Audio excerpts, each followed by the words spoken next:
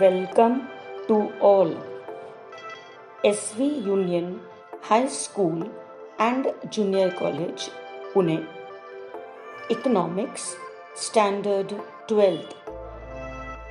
Presented by Dr. Inderjeet Kaur Ahluwalia. Chapter 2, Utility Analysis, Video 5. A relationship between marginal utility and price. In order to understand how the law of diminishing marginal utility forms the basis of law of demand, let us discuss the relationship between marginal utility and price with the help of an imaginary illustration. Illustration. The table shows that a consumer starts buying units of commodity X for his consumption one after the other. Marginal utility which is added to his stock goes on diminishing with every further unit consumed. To understand the relation, it is essential to convert marginal utility in terms of money so that it can be compared with market price. Let us assume 1 unit of marginal utility equals rupees 10. Market price per unit of X equals rupees 50. Schedule.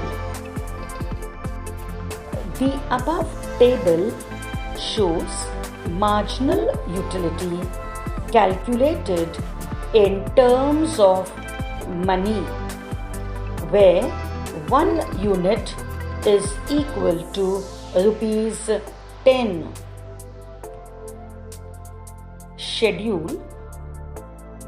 Market price per unit of X is equal to rupees 50.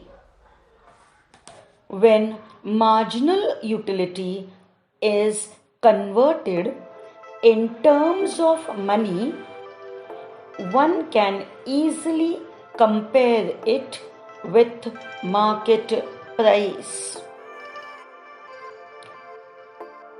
This table or schedule explains the relationship between marginal utility and price. For the first 3 units consumed, it is found that marginal utility in terms of money is greater than the price paid.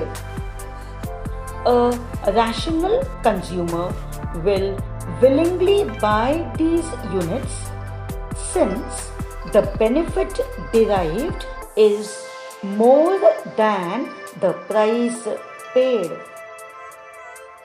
At the 4th unit, marginal utility and price become equal. So, the consumer can also think of buying the 4th unit.